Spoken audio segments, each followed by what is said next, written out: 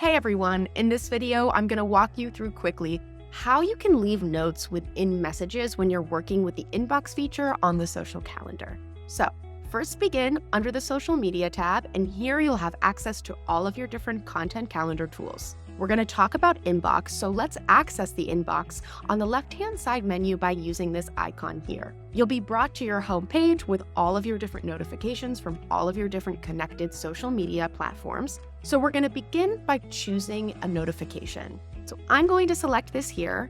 Now in the center of my screen, I will see the content and also the history of my conversations with this specific person. On the right-hand side, I will also see even more details about the conversation, including when it was started, the last time it was updated, and its resolution status. In the middle here, I will see details about this specific user.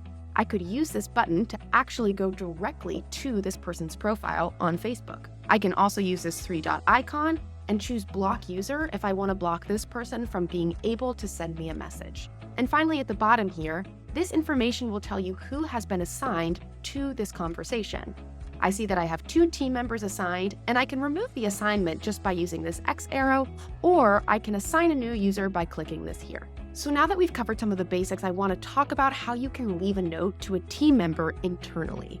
You'll see this message option here. I'm going to use this drop down, and now I'll see this note option. Go ahead and select that, and now I can type in a note that will only be seen by my internal team and won't be shown to my customer.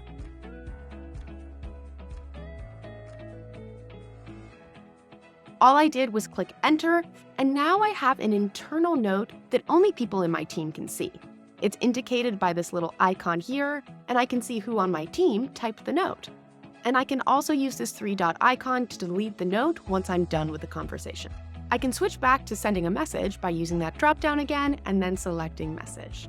Thanks for watching, guys, and don't forget that we have video tutorials for every single one of our features, including on the inbox, social media, AI writing, design, and more. See you there.